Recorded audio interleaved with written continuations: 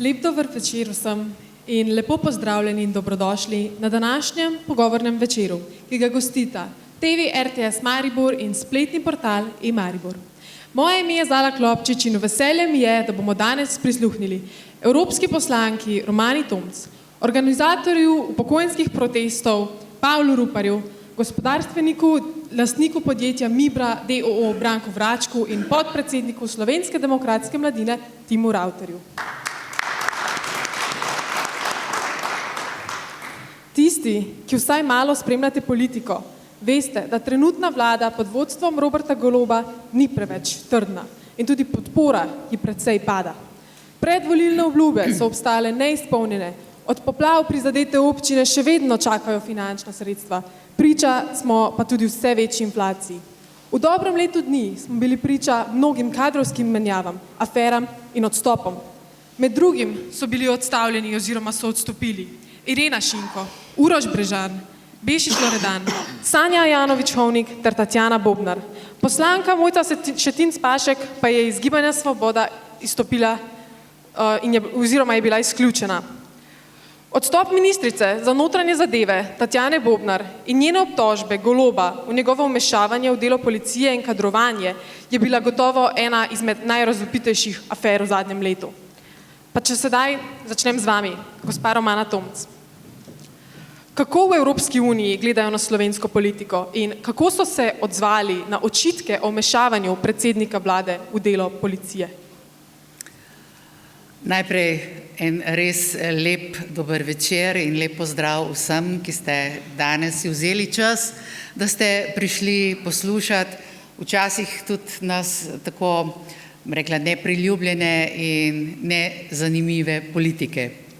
Upam, da vam bom lahko predstavila nekaj drobnih stvari iz dela naše institucije, predvsem parlamenta, kjer jaz delujem, ampak seveda spremljamo tudi delo drugih institucij, predvsem Evropske komisije, s katero se jaz kar naprej pogovarjam in pregovarjam. In naj se navežem na vaše vprašanje, ali v Evropi vedo, kaj se pri nas dogaja. Seveda, zdaj Evropa je velika, najbrž ste mislili pa, ali moji kolegi poslanci, pa ali Evropska komisija ve in predvsem ne samo ali ve, ali bo tudi kaj naredila. Namreč kar naprej poslušamo, sprejemamo neke predpise, priporočila, kako naj izgleda vladavina prava, kako naj izgleda svoboda medijev, ampak poglejte, vsa ta poročila so zdaj lahko že z gotovostjo trdim, ker jih zelo podrobno pregledujem, zgolj politične narave. Napadajo se predvsem desne vlade, desno-sredinska politika, medtem ko se tiste, ki so na levici, več ali manj ščiti. Zato so povsem zanesljivi dokazi.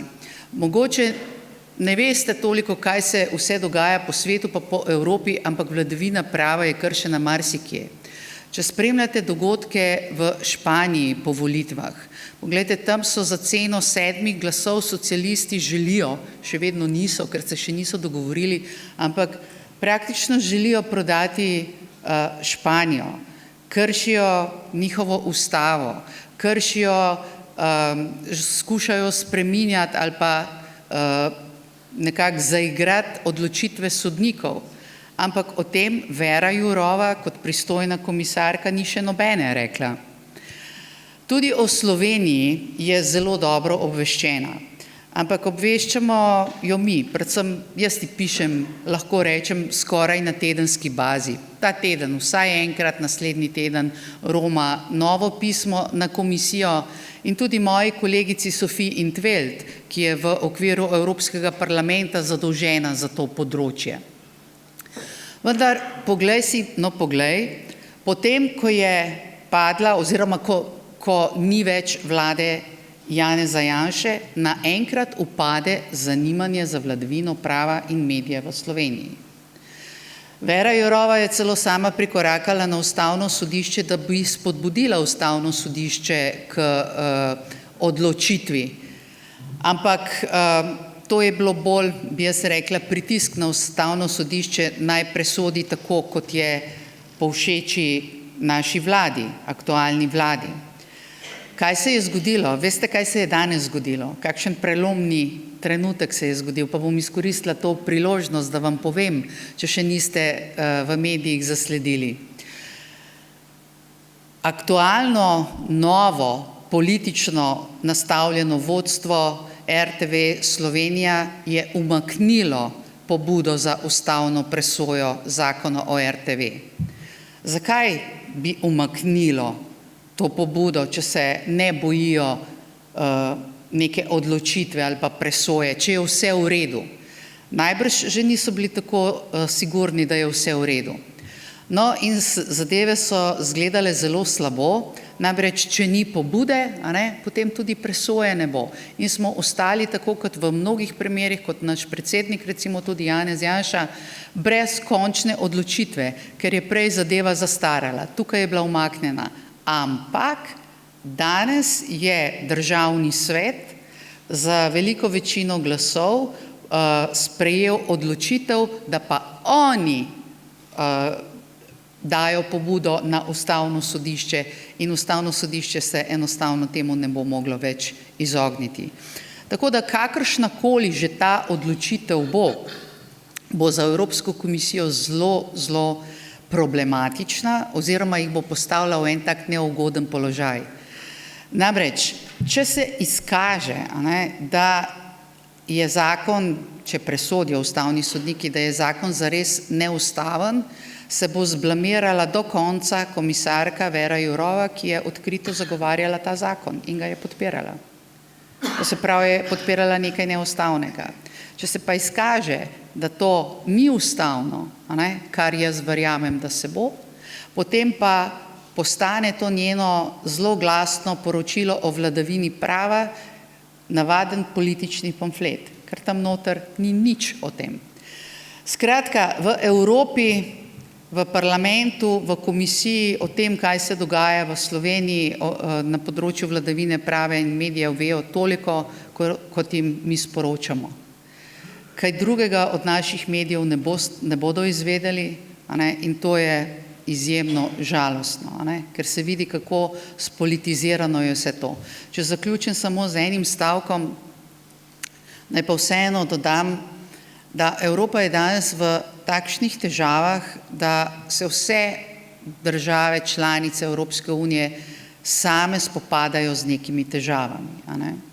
Če se pogovarjam s kolegi iz baltskih držav, njih ne zanima nič drugega, samo vsak drugi stavek je Rusija in bojijo se Rusije. Na Poljskem imajo druge težave, v Nemčiji imajo tretje težave, njihovo gospodarstvo je na robu zloma, bojujejo se proti ilegalnim migracijam, ki so preplavile Nemčijo in ostale države. In potem seveda morate razumeti tudi to, da morda neka majhna Slovenija ni v najbližjem fokusu njihovega zanimanja. Tako da se jaz zelo trudim, da spijem, jaz tako rečem, pa se mogoče ne sliši ravno dobro, ampak je pa res, da spijem čim več kav za mojimi kolegi, ker takrat je priložnost, da jim razložim, kaj se zares dogaja. In s tem seveda širimo glas o Sloveniji. Kaj pa je naš cilj? Naš cilj pa je, da enkrat Slovenija tudi svobodno zadiha kot prava demokracija, kar danes še ni. Hvala, gospa Tomc, vaše delo je opaženo in cenjeno.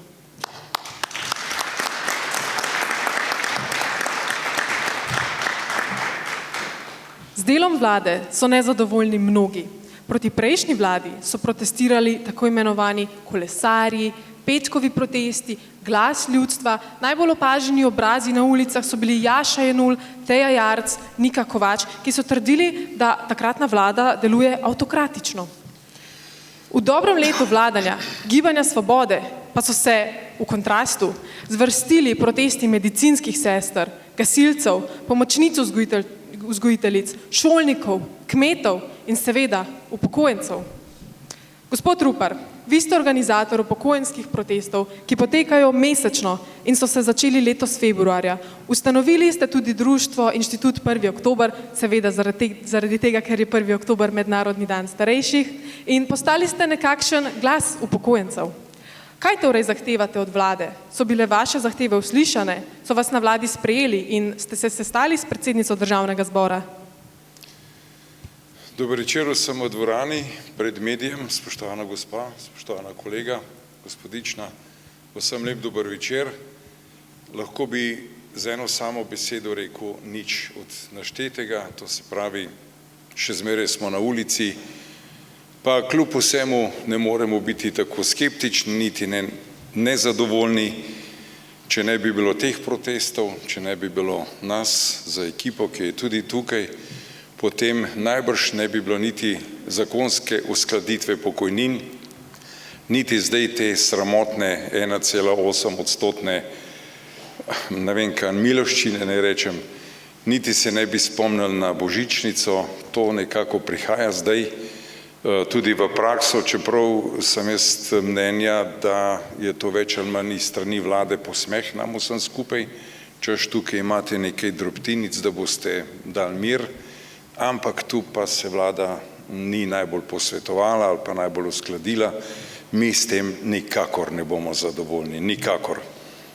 V začetku leta smo prav na opažanje oziroma na spremljanje dogodkov v Sloveniji dali eno pobudo, da bi šli tudi upokojenci, torej dvignili svoj glas, ker smo do novega leta, ali pa ste upokojenci, jaz še nisem bil takrat v pokoju, nekako mirovali, bili zadovoljni, pač to dajo, kar dajo, vse je v redu, vse bo že, malo imamo vrtička, malo otroci pomagajo, no v tej smo pa vendarle dali pobudo, da se upokojenci vendarle prebudijo in smo sklicali prvi shod, to je bil konec januarja, ki se pa ga je na presenečenje nas vseh udeležilo, mislim, da je bila takrat številka 18 000, torej to so ocene, da se razumemo, mi ne štejemo tam ljudi, ampak po kvadratnem metru in se je potem to stopnjevalo, vmes so se nam pridružile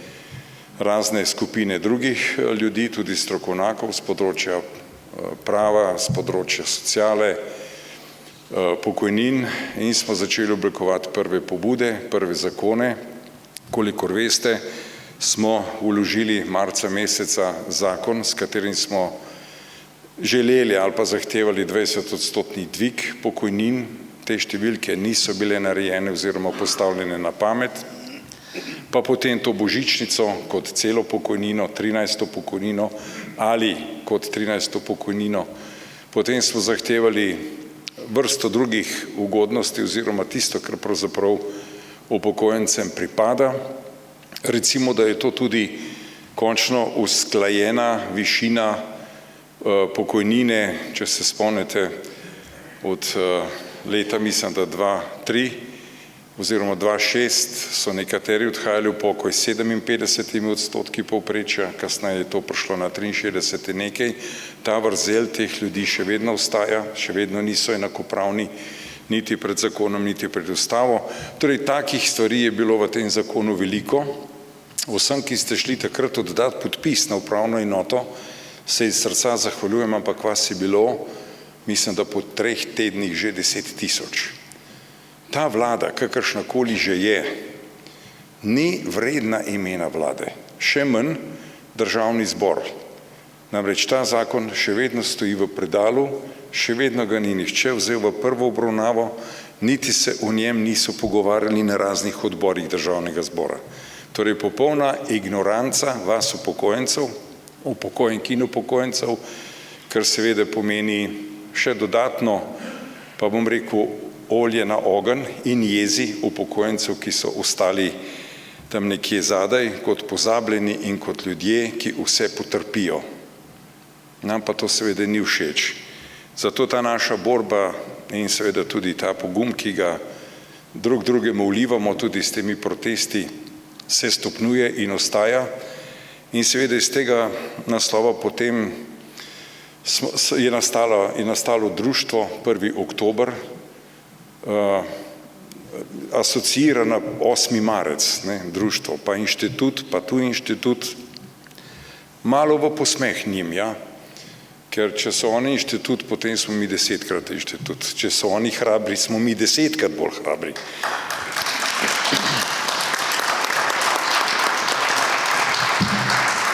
če tam kolesari 500 kolesarjev, vam povem, da nas tam stoji 25 000. In to bomo nadaljevali vse dokler se vsaj za silo življenja upokojencev ne bo popravilo. Mi nismo tu mirovali, seveda inštitut 1. oktober pravna oseba, ljudska iniciativa pa je Glas upokojencev in mislim, da ga ni več v Sloveniji, ki ne ve, da iz tega nastaja nova stranka upokojencev. Tudi s prvim, jaz bom rekel, vsesplošnim javnim glasovanjem prav na Trgu Republike, ko smo ljudi vprašali, če so za to, da se to zgodi, no in takrat je bilo to, jaz bom rekel, tam soglasno sprejeto in mi smo v zadnji fazi ustanavljanja te stranke. Danes smo že določili tudi dvorano, statuti, pravilniki, pa seveda tudi kandidature so javne na našem portalu oziroma na naši internetni strani. Proces se je začel in vsem tukaj obljubljam, da se ustavil ne bo, vse dokler ne bomo zadovoljni. Ne bo. Mogoče samo še za konec. Ko smo prosili za sestanke predsednika vlade, predsednico državnega zbora, predsednico republike, je bilo nekaj časa tišina, ker je vladala panika, ker smo se zbudili, oni na upokojence najmanj, ker so računali, da bodo še kdaj dvignili svoj glas. No in potem so čakali prve besede, da nam zaprejo vrata. Zgodilo se je to po predlogu za evtanazijo in takrat sem bil mogoče malo ne razočaran, ampak sam nad sabo sem rekel, zakaj zopet, ne? Ampak danes sem pa vesel, da so nam zaprli vrata. Ker danes pa tudi, če nas povabijo, ne bomo več šli, ker nimamo več početi. Z njimi se zgovarjati, gledajte, kam so nas prepeljali, se ne bomo. Stvar je v temu, da tako vi kot mi samo še čakamo dan, ko se bo pokazalo, kdo je na kateri strani zaprtih vrat. In jaz sem prepričan, da ti trije niso na pravi strani, ker nas niso zaprli ven. Nam so dali možnost iti not, sami pa bodo ostali na cesti.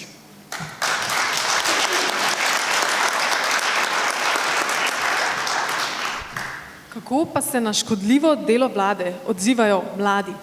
Danes je med nami podpredsednik podmladka SDS, Tim Ravter. Torej, kako se vi odzivate na delo oziroma ne delo vlade? Kakšne akcije imate v SDM? Ja, dober večer, hvala lepa za povabilo. No. Jaz se zmeri rad vračam v te kraje, kako preko imajo neko tako zelo pozitivno vzdušje. Ja, glede akcij, mi smo v začetku našega mandata, ko je novo vodstvo prišlo, ko je novo vodstvo po kongresu bilo izvoljeno, smo si zadali kar nekaj takih zelo optimističnih, ampak zelo težko dosegljivih ciljev. Med drugim je bilo tudi, da se veliko bolj hitreje, pa tudi bolj udarno odzivamo na razne vloge oziroma vlaganje zakonov, razne pač trenutno dogajanje v Republiki Sloveniji v parlamentu. In za začetek smo začeli s temi akcijami. Mislim, da je bilo, da smo ministrici Fajonovi smo nesli zastavo slovensko, zaradi tega, ker je pred kratkim je na Twitteru objavila, da se je sestala z nekim diplomatom, a ne v tujini, in v bistvu so imeli gor zastavo tiste države, pa Slovaško. A ne, tako da mi smo na tako gesto hoteli dokazati oziroma pokazati, da gospa ministrica, čeprav je zunanja, pa to, a ne, niso neki prav vešči, kar se tiče slovenskih vrednot pa slovenske simbolike. Nekaj mesecev kasneje smo ji tudi nesli zemljevid Evrope, sploh pa jedrne Evrope, zaradi tega, ker je pred volitvami ona prevečkrat poudarjala, da se moramo obračati na jedrno Evropo, da moramo se slediti razni vladavini prava, da se moramo ozirati po evropskih državah. A ravno potem, ko so oni na vlado prišli, pa ko je ona začela ministrovati, se je večinoma sestajala iz državami, tretjimi državami sveta, pa balkanskimi. No. Tako da tukaj neko, kako preko povezovanje iz jedrno Evropo ni bilo doseženo. Nesli smo tudi gospodu, zdaj bivšemu ministru za zdravje Loredanu pižamo, zaradi tega, ker je takrat on v bistvu v parlament prišel, kako bi rekel, zelo neprimerno oblečen. Bil je v puloverju pa v džinsih, kar praktično, no, bi rekli, da za enega ministra definitivno ni sprejemljivo. Potem smo zdajle, en teden nazaj, smo se tudi odzvali na zelo tragikomično v bistvu izjavo poslanca Svobode, ki je v bistvu krivil nek kozmični dež z napako v glasovanju, pa da je v bistvu v sistemu bila potem napaka, tako da smo jim takrat tudi nesli v parlamentu v njihovo poslansko skupino neko pismo, pa zraven še navodila, kako v bistvu iz alufolije narediti neko kapo, oziroma da se zavaruje pred kozmičnim dežjem. Smo pa še šli na mejo, v bistvu tudi upozoriti na neke ilegalne prehode, ki so se v zadnjem času bistveno povečali, bi pa tudi o tem pol spregovoril malo več. Moram pa reči, no, da so odzivi na te akcije zelo pozitivni, tudi dosegamo rekordno število ljudi na socialnih omrežjih. Seveda, poleg pozitivnih odzivov so tudi nekateri negativni, žal tega pač ne moramo spremeniti, zmeri bo nekdo, komu nekaj ne bo všeč, ampak jaz ocenjujem, no, da delamo zelo dobro, zelo aktivno, smo proaktivni, smo pa tudi v juniju, v bistvu v mesecu, kako bi družbeno-politični delavci rekli, mesec ponosa. Tista sobota, ki je bila, mislim, da 15. ali pa 16. junija je bila parada ponosa, pa smo takrat tudi masovno akcijo izvedli, nekaj 10 oziroma okrog 10 nas je šlo pred ta shod, oziroma ob tem shodu smo držali transparent, obstajata samo dva spola, da smo upozorili na res nek biološko dejstvo, ki je dejstvo že od vekomaj, a ne, zdaj ga pa neki nevladniki zaradi tega, da bi v bistvu malo zmotili pa nagajali, hoče to zdaj manipulirati, a ne. Pa res, ne vem, sej, kakor veste, no, nazadnje, kakor sem zasledil, je že 72 spolov, no. Vsaj oni to trdijo, tako da takrat smo mi na to tudi upozorili, to dejstvo, ampak ob tej akciji, ki smo tam v bistvu sam mirno stali, so takoj, ko je ta parada prišla, so nas začeli žvižgavati, kazali so nam sredince, so neke bleščice pa steklenice so letele, tudi en je vrgel iz kolesa zvonček, tako da ja, so nas mogli potem policisti kar en tak obroč narediti, če jih ne bi bilo, bi po moje bila kar kriza, no, pa nočem vedeti, kako bi se končalo. Tako da smo res na tem področju aktivni, pa še bomo. Hvala, pa če nam lahko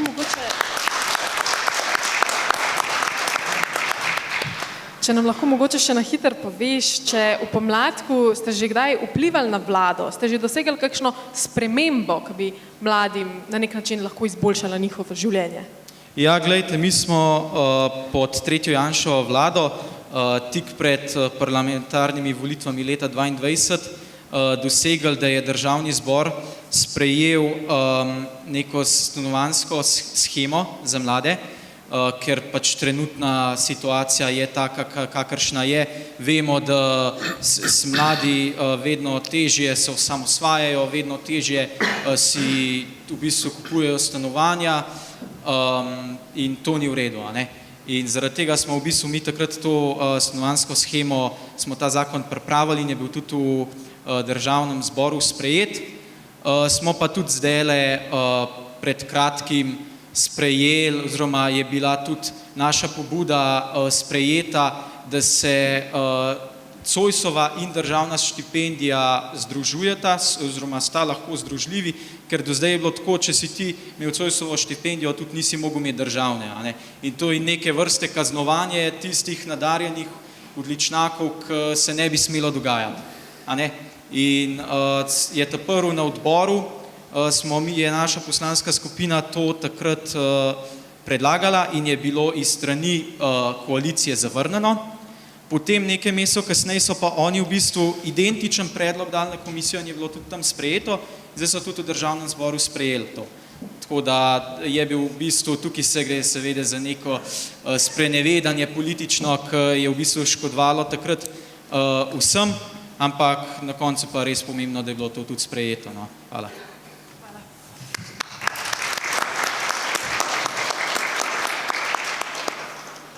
Neizkušeno vodstvo države, ki ga nudi ta vlada, nam je prineslo tudi nepredvidljive ekonomske pogoje, ki so neugodni za podjetnike, ki ustvarjajo in s svojimi obveznimi prispevki polnijo državno blagajno, iz katere pa se konec koncev tudi črpa denar za javni sektor in plače. Vrata so pod to vlado zaprla mnoga velika podjetja, ki so zaradi previsokih davkov in nepredvidljive davčne slike bila primorana bodisi odpuščati, bodisi zapreti svoja vrata. Gospod Vračko, vi kot podjetnik nam lahko iz prve roke podate tak neposreden notranji vpogled. Bi nam za začetek lahko povedali, s čim se ukvarja vaše podjetje? Ja, lepo pozdravljeni, hvala za besedo. Lepo pozdravljeni vsi skupaj v dvorani in pa seveda tudi gostje. Moram povedati, da sem lastnik trgovskega podjetja tukaj v Hočah. Trenutno sem že v pokoju, ampak sem še delno aktiven, tako da spremljam zadeve, tako na splošno gospodarstvo, seveda pa tudi v svojem podjetju. To je, bi rekel, na kratko. Torej, ali vlada, po vašem mnenju, dobro dela za blagor podjetnikov, ki ustvarjajo za vse nas? In če je odgovor slučajno negativen, kje je po vašem mnenju zamočila in opravila svoje delo slabo? Glejte, to, kar gledamo, bi rekel, podjetniki z naše branže, če govorimo o trgovskih podjetjih ali pa trgovinski branži, pa ne samo ti, seveda mi smo, tudi naše podjetje, če rečem tako, je vezano na velik del kovinske predelovalne industrije v Sloveniji. In če dam tu oceno, kaj pravzaprav mi vidimo v tem, kako vlada dela, moram reči, da ne vem pravega izraza, ali je smešno, ali je žalostno. V glavnem smo seveda razočarani na tem, kot bi rekel, da mogoče osmošolec gleda prvošolčka, ko se še ne znajde v zadevah, kako sploh povedati, kaj šele narediti. Moram povedati, ti ukrepi sploh v zadnjem času, ki jih je izdala vlada in okrnila, bi rekel, gospodarstvo z dodatnimi obremenitvami, in se ne čudim seveda Gospodarski zbornici Slovenije in ostalih predstavnikov gospodarstva, da se ne želijo pogovarjati v tem trenutku o zadevah, ki jih je vlada že naprej plasirala kot zakonodajo, potem pa ugotavlja, ali je to sploh primerno in da bodo ugotovili, ali bodo, in seveda so že napovedali, da bodo spremembe, istočasno, ko so dali to seveda v zakonodajo. Torej, kaj hočem v bistvu povedati, je to, da so že prejeli posamezniki kazni za, recimo rečeno, evidentiranje delovnega časa, da so določene stvari že v teku, medtem ko vlada še ugotavlja, ali so sploh prave odločitve tiste, ki so jih uzakonili. Torej, kaj to za gospodarstvo pomeni? Mislim, da se sama vlada sploh ne zaveda, kaj počne. Zaradi tega, ker če bi oni imeli strategijo in bi rekel, imeli predvidene posledice, potem bi vložili v zakon tisto, kar bo imelo tak ali drugačen učinek. In tu je, kot sem omenil, ko osmošolec gleda prvošolčka, seveda on ve, kaj bo on napravil, kak se bo zagovarjal, oni pa ne vejo. Oni pa ne vejo, ker bodo zdaj ugotavljali, kakšen ima to učinek na, ne vem, na finančnem delu, na gospodarskem delu, na družbenem delu, tako drugače. Torej, to je znak, da verjetno nekdo ne zna upravljati svojega dela, da nima vpogleda, da nima izkušenj, da sploh praktično nima, bi rekel, osnov iz tistega področja kot nekateri ministri iz te vlade, ko sploh verjetno nimajo, bi rekel, vpogleda, kaj se pravzaprav dogaja. Na gospodarskem področju so stvari zelo zapletene. Mi dobro vemo, kaj se danes dogaja na gospodarstvu v Evropi. Vse to je deli že prišlo k nam in še prihaja, ni še vse. In če se bo to preselilo, seveda večje delo se bo, tudi k nam, potem moramo mi danes razmišljati, ne kako je bilo lansko leto pa predlansko leto in na osnovi tega vleči neke poteze, ampak moramo biti predvidljivi in to gospodarstveniki vemo, da to moramo biti. Če ne vemo, kaj se bo dogajalo naprej, kako naj planiramo za kadre, kako naj planiramo investicije in ostale stvari, ki so v podjetjih in gospodarstvu najbolj pomembni, tudi razvoj, če ne vemo, kaj bo. Vlada se obnaša, kot da res ne ve, kaj bo. Vsi pa vidimo, da nas ne čaka dobra prihodnost na osnovi tega, kakšno je trenutno stanje. Ne glede na to, kakšno je bilo predhodno. Torej, v gospodarstvu se vsi zavedamo, da nas čaka obremenjenost tako ali tako iz naslova zmanjšanega obsega dela. Torej, da rečemo to recesija, kakorkoli imenujemo, dela primanjkuje v razvitejših državah, kot je Slovenija, posledično bo ta val prihaja tudi k nam. Torej se zavedamo, da bo treba, se pravi, ukrepe, ki bodo, bi rekel, učinkovali na področju obsega dela. S tem so povezani kadri, s tem so povezani stroški. Če pogledamo stroške, stroškovno, kaj pomeni v tem primeru dvig energije, naj bo to nafta, naj bo to plin, naj bo to elektrika, in zakon, ki so ga sprejeli, da se pravi občani imajo eno tarifo plačila elektrike, gospodarstvo drugo, kot da smo tu dva tabora, pa je gospodarstvo tisto, ki seveda zmore vse in bo to preneslo, ker tak ali tak vse je odvisno gospodarstva. Res je, največji del odvisno gospodarstva, tega se ne zavedajo. Obremenjujejo pa tako, kot da ima gospodarstvo čarobno palico, pa seveda potem vzame to v zakup, da pač bo zdaj energija toliko in toliko dražja in si to vkalkulira v strošek in seveda dobički so tako enormni, da to sploh ni problem. To je po mojem sploh nekaterih, ki so že pred nastopom te vlade imeli mnenja, da je tako ali tako treba pač z gospodarstvom, da ne bomo imeli kako in pa s podjetniki ravnati. To je točen dokaz tega in da ne govorimo o ostalih zakonov, ki so zdaj na vidiku od bolniških, ki bi naj seveda se prelevilo še en del na gospodarstvo zopet in ostale zadeve. Jaz mislim, da tu kaže, da resnično, bi rekel, nima nekdo pogleda, da gospodarstvo napada virus, če se tako izrazim. Virus, ki dejansko počasi leze iz celega, bi rekel, področja, če rečem, tržišča, tudi v Slovenijo. Mi pa nimamo cepiva in sploh o tem ne razmišljamo, ampak obremenjujemo zdaj tega pacienta, kot da je v najboljši kondiciji in formi in on mora dati vse od sebe, pa še mu tu in tam kaj naložimo. Jaz mislim, da je to, bi rekel, mogoče na nek način malo nadolgo, ampak dosti je stvari, ki jih gospodarstveniki mogoče sploh, bi rekel, ne iznesemo, zaradi tega, ker se ne ukvarjamo z tem delom tako, če ravno je zelo pomemben in najbolj pomemben, ker država ne razmišlja o tem pacientu, kot sem se izrazil, na način, da ga suportira, da vlaga v to, ker iz bruto BDP-ja in gospodarstva izhajajo vse ostale aktivnosti tudi države. Če bo država močna, bo močna zaradi tega, ker ima močno gospodarstvo. Ne pa, da bo gospodarstvo močno, če ima močno državo, saj vsi vemo, da edini prihodki se ustvarjajo, bi rekel, na način, da ga ustvarja gospodarstvo. Država pa se ukvarja z zadevami, bi rekel, me je včasih kar žalost ali pa tudi smeh, pa ne vem kaj vse, ko človek spremlja te informacije. Najlepša hvala, gospod Bračko.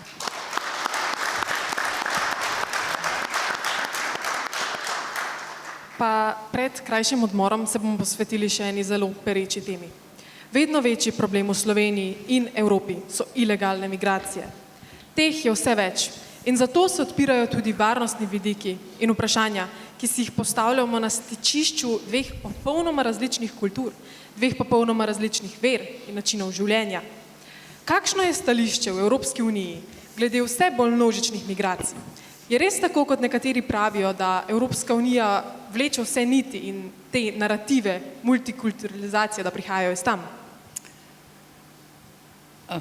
Situacija na področju migracij je kritična v Evropski uniji. Mnenja o tem, kako naj bi to situacijo reševali, so pa različna.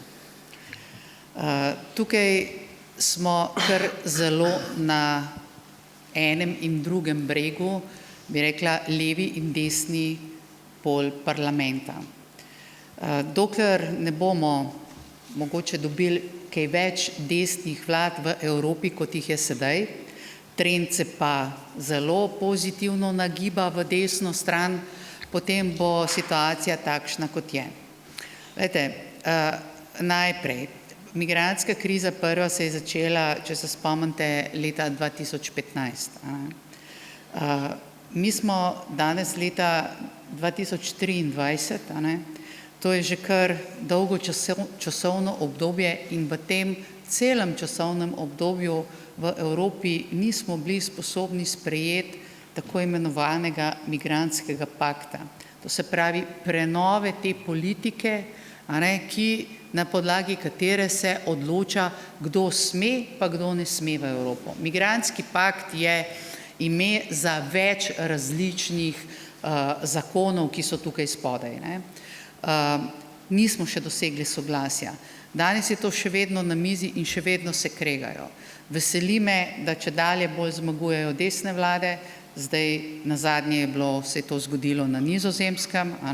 Poglejte, kako se obrača severni del Evrope. Tam, ko so bili najbolj odprti, Švedi so bili izjemno velikodušni, Finci, Nizozemci, Belgijci, danes vsi zapirajo vrata. Veste, kakšno politiko podelitve azila ima Belgija, pa se o tem ni nič govorili, ker je pač Belgija.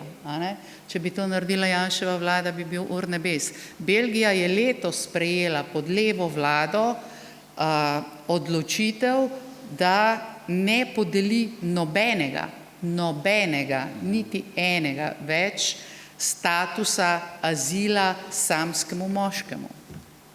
Danska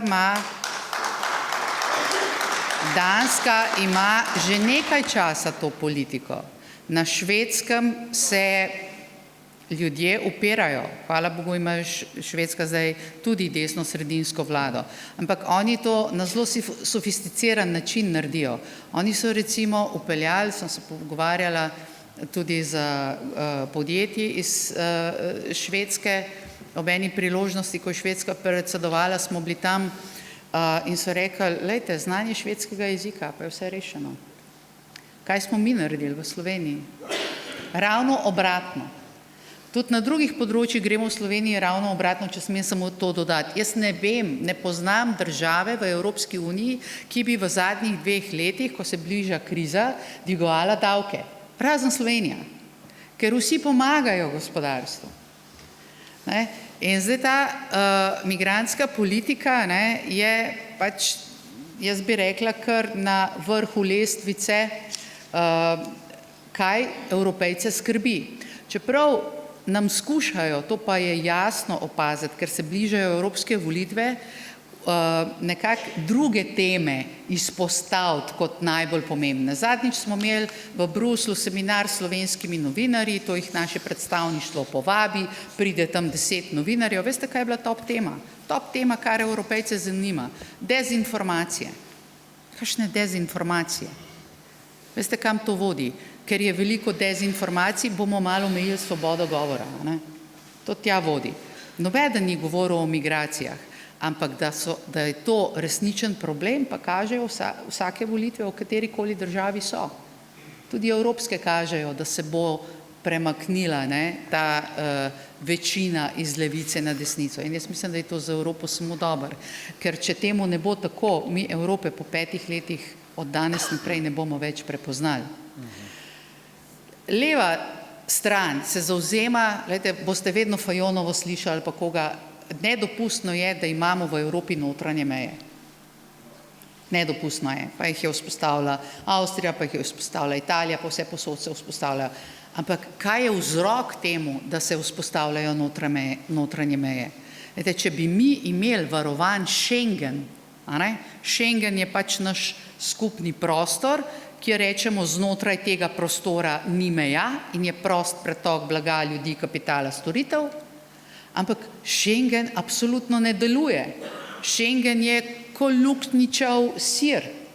Vsakdo lahko pride, očitno, kdor želi. Imeli so celo take ideje, da vam ne povem, kaj vse je bilo na mizi. Od humanitarnih koridorjev, ker so rekli, ok, vzpostavili bomo humanitarni koridor iz Afrike, iz Azije, iz kjerkoli, ljudje naj najprej pridejo sem, ko bodo enkrat tukaj, bomo pa mi ugotavljali, a so lahko ali niso. Če ne bodo dobili dovoljenja za bivanje, jih bomo pa nazaj poslali na 3-kratne stroške. Danes je v Belgiji še vedno 25, ker te podatki pridejo ven, ko se zgodi kakšen teroristični napad in te se dogajajo skozi. O nekaterih tukaj nikoli ne izveste, pa se dogajajo. 25.000 ljudi ima, ne vem, kako temu tam rečejo, ampak odločbo o tem, da so zavrnjeni, pa so še vedno tam. So no name, so kar nekdo. Ne ve se, kje živijo, kaj delajo, kje so.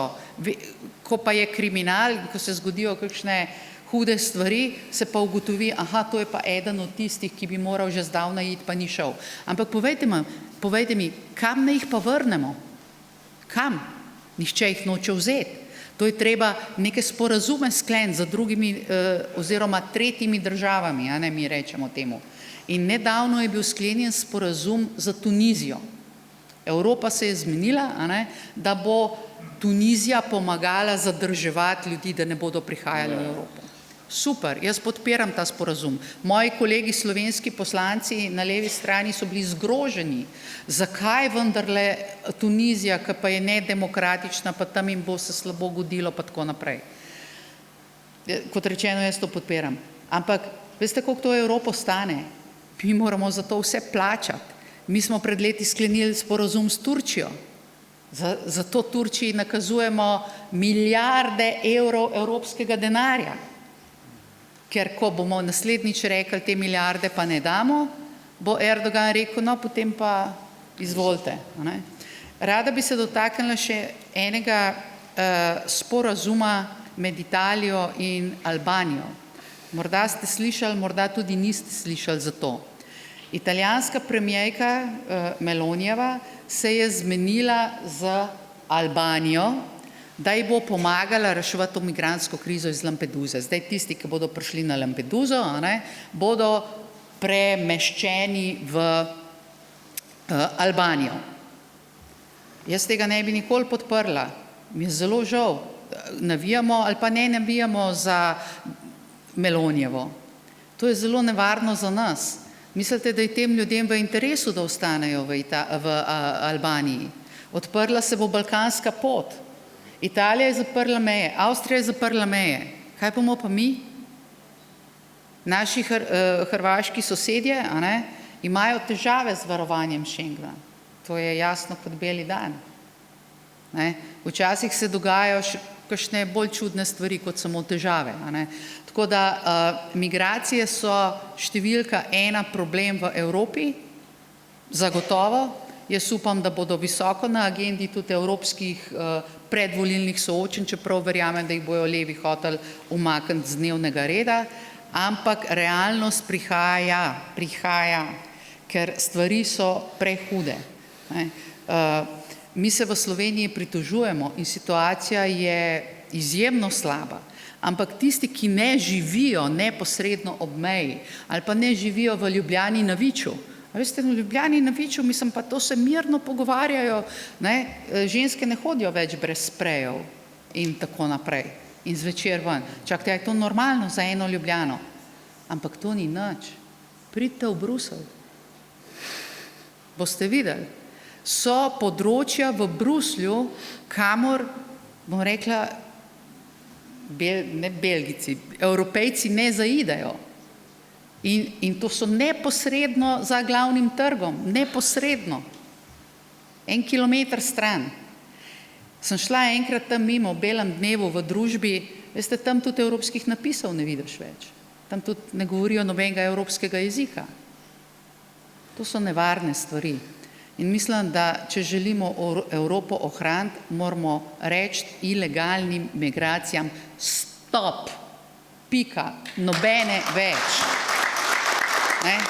Skušajo nas pa naplahtati in to bodo skušali naplahtati tudi vas z različnim in nepravilnim in zavajajočim poimenovanjem. Malo spremljate naše medije. Se ni več nikjer ilegalnih migrantov. So kvečemu migranti, so prebežniki, so ne vem kaj še vse, samo ilegalni migranti ne. Mi nismo proti migracijam. Glejte, migracije so nujnost za Evropo. Ampak legalne migracije in ne mešati zdravnika, ki je šel iz Slovenije delati v Avstrijo, ker on je tudi migrant, a ne? Ekonomski migrant. In mi bi si zelo želeli, če bi bilo takih ekonomskih migrantov v Slovenijo veliko, da bi avstrijski zdravniki migrirali v Slovenijo, a ne? Pa tukaj delali. To je ena stvar. Druga stvar so pa ilegalne migracije. In ilegalne migracije so eklatantno kršenje vladavine prava. Pika. Hvala.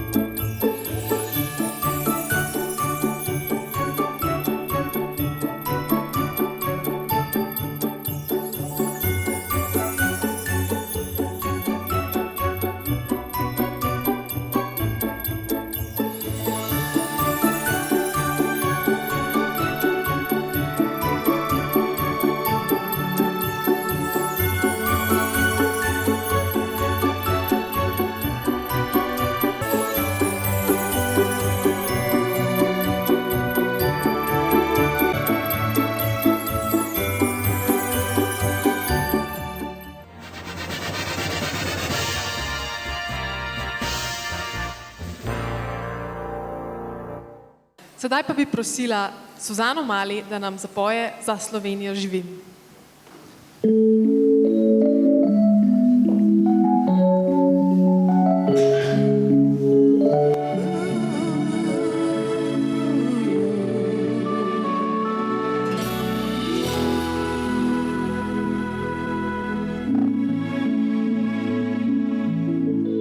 Lepa je, ker moja je, sebi nosim njo, njene gore biserne, morje in nebo.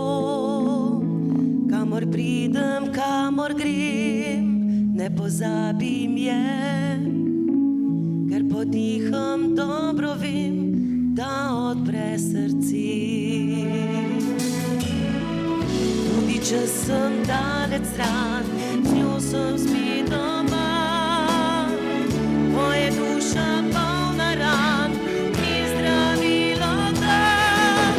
Za Slovenijo živim, zame je edina, je kot pesem polna rim, moja domovina. Za Slovenijo živim in me vodi to, čustva z njo se potopim.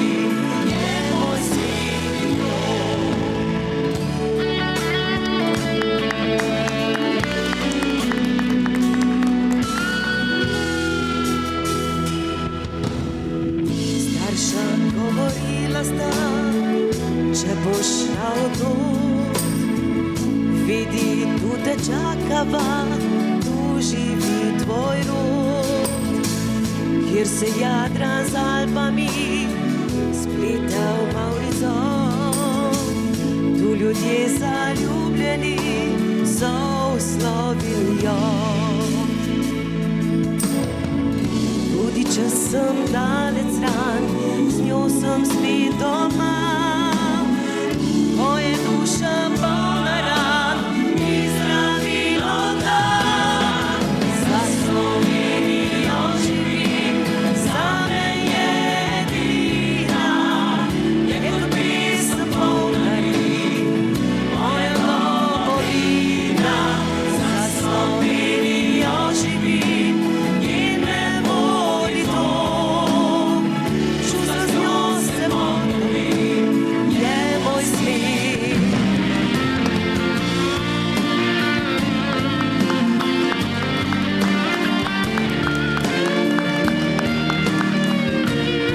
A bomo vsi skupaj? Pa gremo.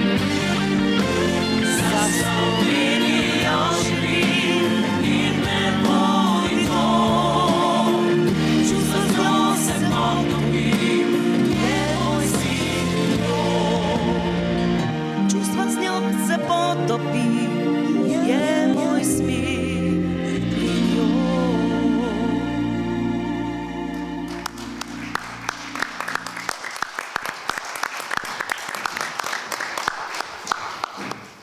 Sedaj pa se vrnimo k perečim tematikam. Tim, v SDM-ju ste se odpravili na mejo. Nam lahko pa veš, kje ste bili, kaj ste ugotovili in kaj tam pravijo domačini? Ja, v Slovenski demokratski mladini smo se odločili, da bomo šli v začetku oktobra pogledati na mejo, kakšno je stanje, pa tudi, da malo ozavestimo prebivalstvo Slovenije, da so ilegalne migracije res v bistvu v tem trenutku eden največjih problemov, če ne največji. Tako da mi smo tja dol šli, smo tudi kakor snemalno ekipo s sabo imeli, da bomo malo posneli, kakšno je stanje, in ko smo tja prišli, je bil prvi šok to, da ograja sploh ni ograja, da je v bistvu tista še iz 2015 bodeča žica, ki je polna nekih lukenj na vsake cca 10 metrov, da so tam v bistvu razne embalaže, smeti od teh ilegalnih migrantov, ki v bistvu puščajo za vse sabo, puščajo jih na vrtovih, na njivah, na poljih, povsod v glavnem, in v bistvu niso čisto nič uvidevni, kar se tiče lokalnega prebivalstva. No. Tako da mi smo tja v Rigonce šli, v Brežice, čisto ob meji, obiskal oziroma prišel nas je tudi pospremiti župan, pa tudi nekateri prebivalci. Tista vas je dokaj majhna, tako da se je tudi hitro razvedelo, da smo tam. Jih je veliko pol tudi prebivalcev prišlo, res so prestrašeni, strah jih je, ne upajo ven, tudi ne upajo poklicati nobene policije ali pa komu kaj reči od teh ilegalnih migrantov, zaradi tega, ker so rekli, da so v preteklosti to naredili.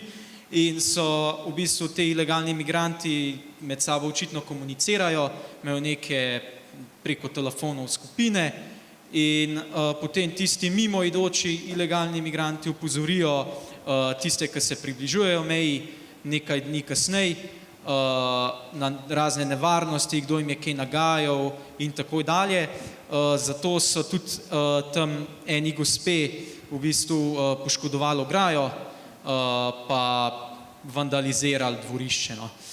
Je pa, kakor sem rekel, no, niso čisto nič uvidevni, policija je v okolici kar prisotna, ampak premalo. In tudi premalo notranje ministrstvo oziroma slovenska policija skrbi za ograjo oziroma bodečo žico, ker je praktično neefektivna, če imaš na vsakih 10 metrov ti luknjo, kjer lahko prosto prečkaš tisti majhen potoček in si praktično v Sloveniji. Tako da smo to res posneli, zaenkrat tole pričakujemo, da bomo v javnost dali v prihodnjem. Res je en kup enega dela tudi v zadju, zaradi tega, ker imamo več ur teh videoposnetkov, ki jih je v bistvu treba sfiltrirati, kateri bojo šli v prispeva, kateri ne, da se to vse skupaj sestavi, da bo v bistvu sploh gledljivo. Tako da ja, smo aktivni, opozarjamo na ilegalne migracije, bomo še opozarjali na ilegalne migracije, ker to je trenutno res nedopustno. Nedopustno je pa sploh, da predsednik vlade v tem trenutku hoče legalizirati ilegalne migracije. Namesto, da bi se direktno soočil s problemom, katerega pač Slovenija trenutno ima, bi on najrajši rešil ta problem tako, da bo pač vse legaliziral in ne bo več kriminala. A ne? Tako da to je v tem trenutku nedopustno, hkrati je pa tudi nedopustno to, da minister za notranje zadeve Poklukar zavaja prebivalce Rigonc in obmejnih vasi in mest, da bo žičnata in panelna ograja ostala. Na seji vlade nekaj dni kasneje pa rekel, da bojo vse skupaj podrli. Tako da to je nedopustno in temu se moramo Slovenci upreti. Hvala.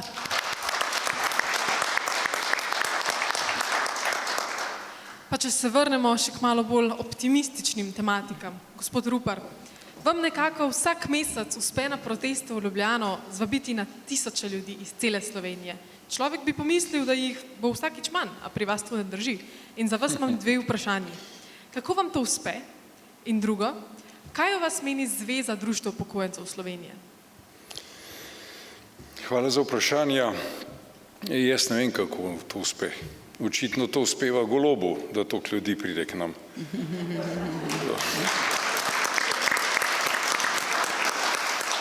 Prihajajo pa zato, ker se soočajo tudi s takimi problemi, kot sta jih kolegica in kolega opisala.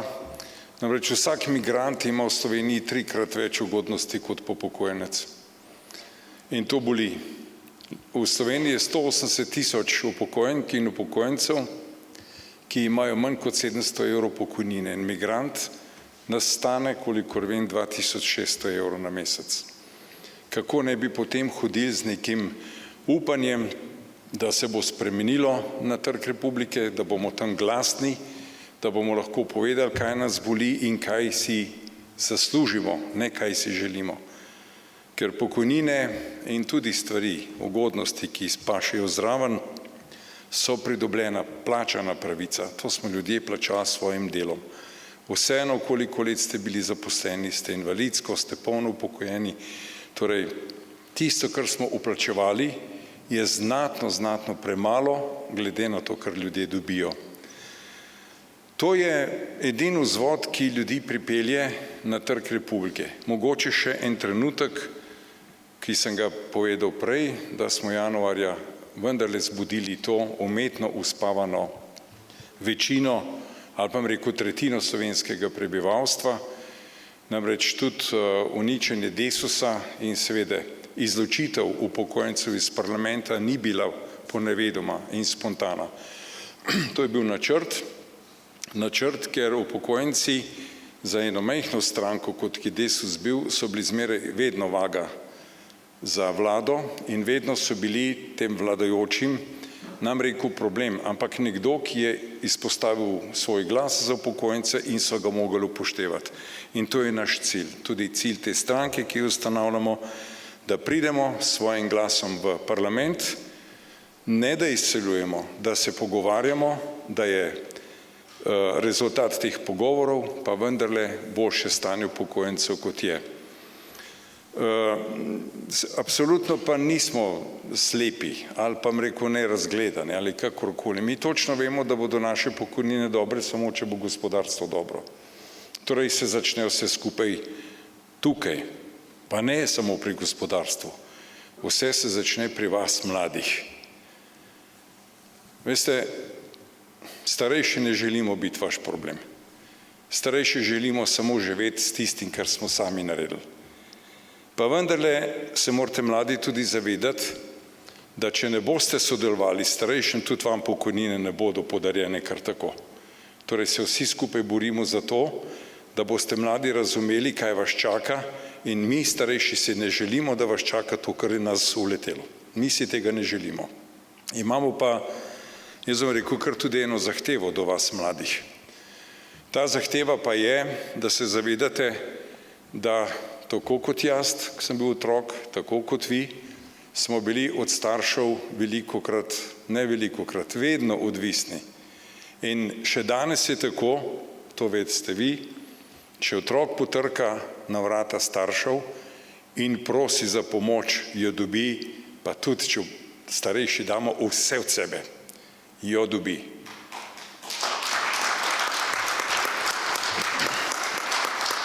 Zdaj pa jaz apeliram na vas mlade in na vas starejše. Ko bodo prišle volitve, in jaz upam, da bodo kmalu, takrat smo mi starejši dolžni opozoriti svoje otroke, da nam zdaj pomagajo, nam da pomagajo.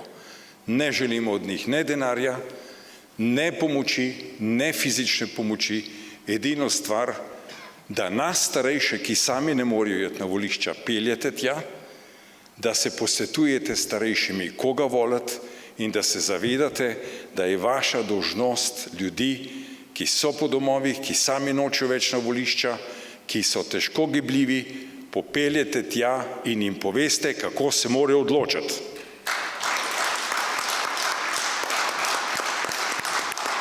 Točno se zavedam, da bo vseh starejših v Sloveniji to edina prošnja vam mladim, da nam pomagate. Vse ostalo, kadarkoli, potrkite na naša vrata, vedno so vam odprta. Bomo, hvala. Malce ste se navezali na gospodarstvo in če se res vrnemo še k tej tematiki. Luka Mesec je slab mesec nazaj oznanil spremembo na področju dela, ki prinaša neko obvezno štempljanje ob prihodu na delovno mesto, v zraku so celo neke spremembe v zdravstvenem zavarovanju, kot ste jih že prej omenili. Torej ta novost bo obvezna za vse, razen seveda za njih same, ki delajo v parlamentu. Stvar je precej razburila slovensko javnost, vsuli so se plazi kritik, podjetniki so se pritožili, da se tako enostavno ne da delati, kar je potrdil celo sam minister Marjan Šarec. Gospod Vračko, kako vi komentirate vse skupaj in ali podpirate novost, ki jo vnaša Luka Mesec, ki sam sicer nima nikakršnih delovnih izkušenj v gospodarstvu? Pardon.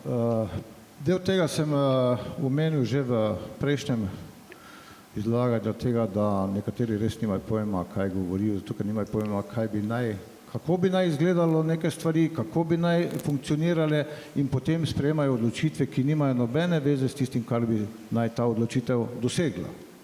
Če govorimo konkretno o tej zadevi z gospodom Lukom Mesecem, moram poudariti to, da seveda mogoče je njegov predlog dober, samo za kateri del, za gospodarstvo, mogoče je dober za državno upravo, mogoče je dober tudi za tisti del gospodarstva, ki dela točno določen delovni čas, od tukaj do tukaj, vmes je malica, polurna plačana seveda iz strani delodajalca in to je delovni čas, ko pride delavec in ali elektronsko, ali se podpiše, ali naredi, razlagam to, kako to dejansko tudi teče, to mogoče drži.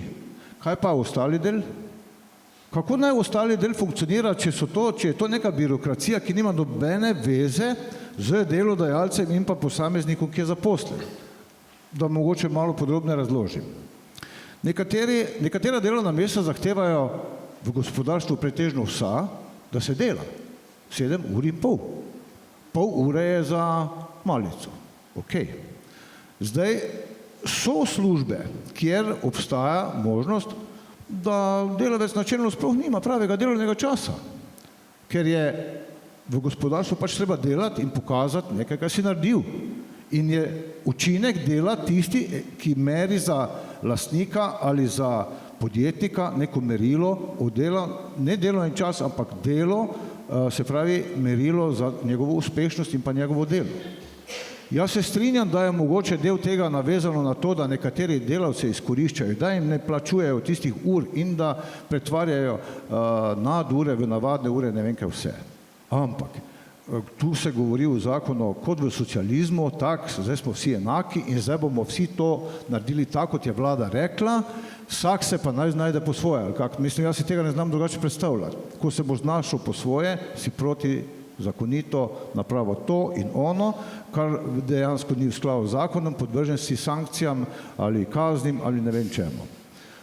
Bom izpostavil to, mi v podjetju imamo elektronsko beleženje delovnega časa. Preizkusili smo to dokaj hitro, ker smo pač zaznali, da bo do tega prišlo in smo pač to izprobali, na lastni koži, da rečem. Ne? To je nečloveško, bi lahko rekel, po svoje.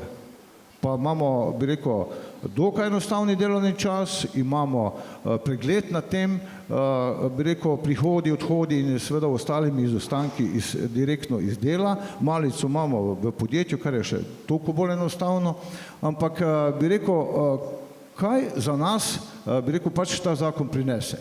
Luka Mesec enostavno ne ve, kaj bo prinesel ta zakon. Če bi on vedel, kaj bo prinesel ta zakon, je za delodajalce to posebna evidenca, neki strošek. V teh kriznih časih se bomo ukvarjali, kdaj bo kdo šel na malico, če se je vpisal, če se je registriral, kako se bo to obračunalo, kako se bo obračunalo tam nekomu, ki ima izven delovnega, svoj delovni proces izven podjetja in ne vem kaj vse. To so stvari, ki niso dorečene niti v štartu, kaj šele dokončno za neka specifična podjetja, ali pa naj za njih pač ne velja. Naj se to v štartu reče, ne pa da so podjetniki potem podvrženi temu, da se pa on zdaj mora znajti, da bo zadovoljil zakonu, da bo delovni učinek in da bo delavec zadovoljen. Vse tisti delavec, ki ne dobi najverjetneje neke nadure, je najverjetneje z lastnikom reševal neke te zadeve. Zakaj moramo zakon ali pa kontrolirati delodajalca, ker je on največji grešnik, ker seveda kopiči svoj dobiček?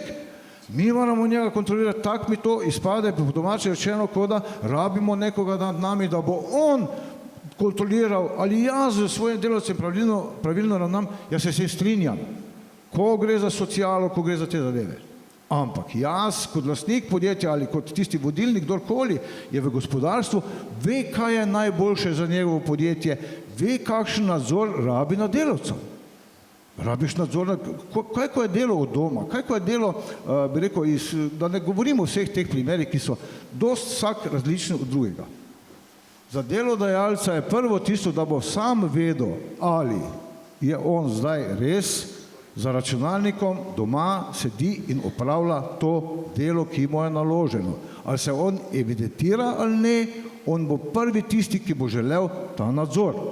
Če govorimo o zdravem delu gospodarstva. Pustimo zdaj tisto, ko država želi, da delodajalec zdaj poroča, ne vem, če je onemu plačal 2 naduri. Jaz pravim, da tudi mogoče ni vedno tako. Zato, ker se bi delavec rajši strinjal, da je bil 2 dni doma. Zaradi tega, ne vem. To so kompromisi, ki jih vedno sklepajo delavci in delodajalci na način, da je, bi rekel, volk sit, pa koza cela. Čim pa ostajajo omejitve, tak, zdaj pa imaš ti samo te in te možnosti, potem je najverjetneje nekdo nezadovoljen. Ni rečeno, da je to samo delodajalec. Če se bo on moral evidentirati, ko bo prestopil prag podjetja, zaradi tega, ker si je šel v avto po, ne vem, polnilec za telefon, se bo moral evidentirati, če hočemo dosledno spoštovati zakonodajo.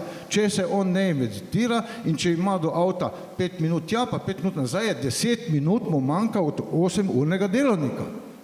Če to ne bo tako, potem je to brez veze. Potem dajmo, da delodajalec izkazuje prisotnost delavce na način, da bo on zagotavljal evidenco in ga po teh evidencah tudi plačeval.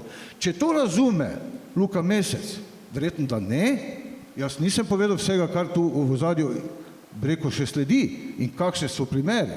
Če on to razume, kar vidim, tako sem rekel, ne razume, potem on ne bi tega predlagal. To je za mene definitivno, ker bi rekel, nekdo, ki bi rekel, za primer, moram reči, kot da bi jaz zdaj prišel v bolnico, pa bi rekel, doktori, zdaj pa boste vi delali tako, oni tak. 2 minuti bi me gledali. Mislim, da bi se to moralo pri nas tudi zgoditi na vrhu v naši politiki. Najlepša hvala, gospod Vračko. Če lahko nekaj dodam tukaj zraven, pa z vidika moje službe ali pa funkcije, ki jo upravljam pa v Sloveniji, sem namreč tudi predsednica strokovnega sveta za socialo in za zaposlovanje in vem, da je naša poslanska skupina v Državnem zboru že vložila predlog zakona, ki razveljavlja ta zakon in je trenutno v obravnavi v Državnem zboru. Situacija je pa naslednje konfuzna. Luka Mesec kaže svoj domet. On bi moral delati pokojninsko reformo, pa še kaj drugega, a ne? Ne, on se ukvarja z delovnim časom. To veliko pove o tem, koliko zmore. Druga stvar, ki je, to ministrstvo vodi Levica, ki ima željo, jaz mislim, da ugrajeno zgodovinsko željo po kontroli ljudi. To je še naslednja stvar. In tretja stvar, ki je, kaže na popolno neusklajenost vlade, ker mogoče, gospod Vračko, ste spregledali, da je na srečanju gospodarstva, ki ga je organizirala Gospodarska zbornica na Brdu nekaj dni nazaj, predsednik vlade je rekel, da ta zakon bojo popravili. Han je rekel, da ga bodo odpravili, predsednik vlade je rekel, da ga bodo popravili, Luka Mesec je pa rekel, da ga ne bodo nič spreminjali. To se pravi, zmeda je popolna in ne more biti boljšega prikaza za to, kako ta vlada funkcionira. Vem pa tudi za en konkreten primer, vi ste ga omenili, najbrž se je nekdo hotel malce pošaliti, ampak ministrstvo, ki mora dajati odgovore, kako se ta zakon upošteva, je pa resno pristopilo k stvari in je dalo resen odgovor. Vprašanje se je pa glasilo nekako tako. Kako evidentiram delovni čas in ali se to upošteva v delovni čas, če me šef pokliče zvečer? Pa sva na telefonu. A veste, da so oni dali resen odgovor? In odgovor se je glasil, če ste se po telefonu pogovarjali o službenih zadevah, potem da, to se všteva v delovni čas. Tako da tukaj smo, mislim, da pa bodo morali nekaj narediti za tem zakonom, ker je drugače Golob se znašel pred ne vem katero že v vrsti neizpolnjeno obljubo, ki jo je dal. Hvala.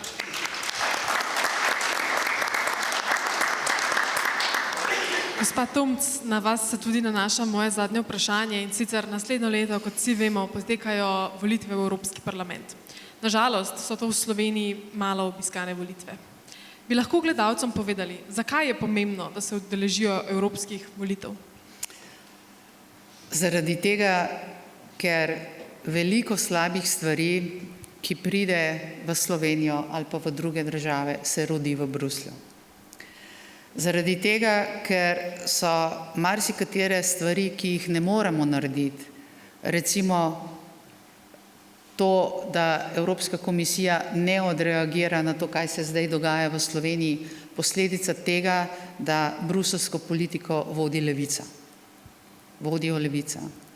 V Evropskem parlamentu nas je trenutno 705 poslancev.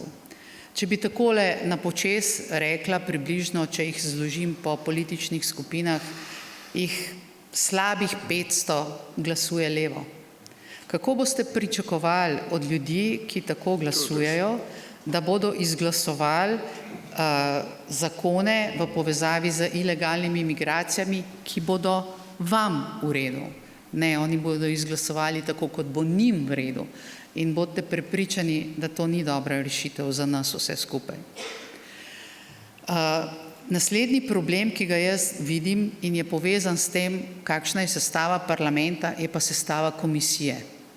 Ker parlament izvoli komisarje oziroma ta komisarski zbor, ki pa dela za tisoči in tisoči in tisoči bruselskih birokratov, ki so popolnoma odtujeni od realnega sveta in kjer šteje samo ideologija takšna in drugačna, enakost spolov, človekove pravice, odprte meje in tako naprej. Veste, ti birokrati so zelo močni, so na pozicijah, ki so vplivne, so marsikdaj tarče lobiranja raznoraznih organizacij in potem nastaja takšna grozljiva zakonodaja, kakršna nastaja. In pride v Evropski parlament in v parlamentu jo seveda večina, ki obstaja, potrdi. Potem se pa čudimo, da je temu tako. V Sloveniji je udeležba res med manjšimi v Evropski uniji, ampak kaže na nek napredek. Jaz se pogovarjam z ljudmi, pa mi rečejo, pa se je vseeno, kdo je tam v Bruslu.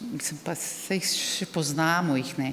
Seveda, da nas ne poznate. Mi se bojujemo za prostor pod soncem, ampak ne pridemo ne do televizije, ne do radia. Lejte, tam bote, bomo mi povedali, kaj vi mislite. Bomo mi govorili o vašem delu. Ne, mi bi želeli pokazati pa povedati, kaj počnemo, pa ne dobimo te priložnosti, včasih jo dobimo takole, za kar se vedno zahvalimo. In Zato vas prosim, tako kot vas je prej gospod Pavle prosil, volitve so pomembne, ne samo nacionalne, lokalne so pomembne, nacionalne so pomembne, ampak tudi evropske so pomembne. Zaradi tega, ker iz Bruslja prihaja vse, kar tukajle potem slabega dobimo, a ne?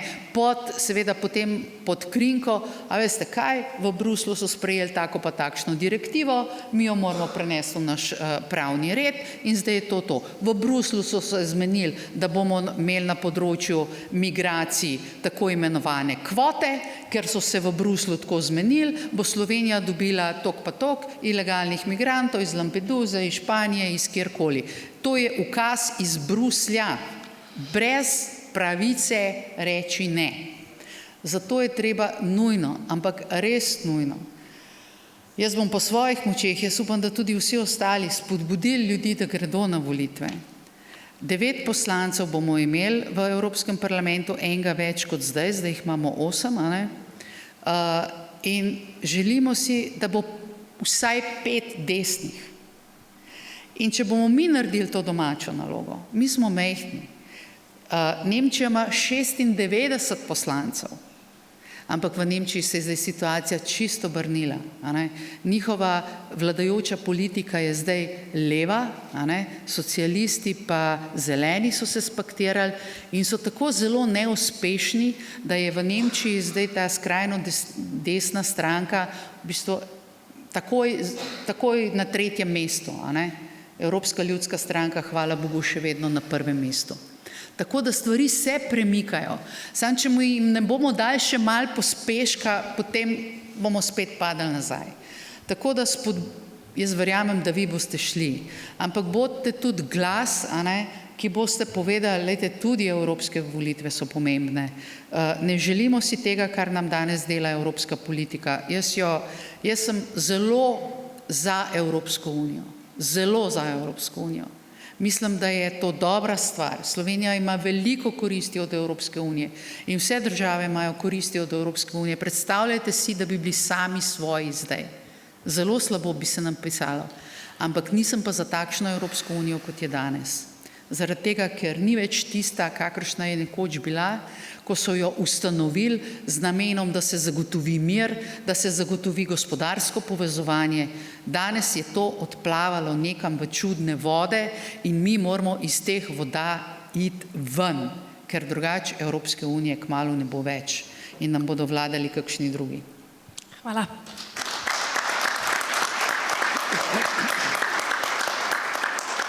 Spoštovani gledalci, to je bilo z moje strani vse. Najlepša hvala, da ste se odločili gledati našo prireditev. Gospod Tomc, tim, gospod Vračko in gospod Rupar, najlepša hvala, da ste se odločili prisostvovati na današnji odprti mizi. Hvala tudi vam.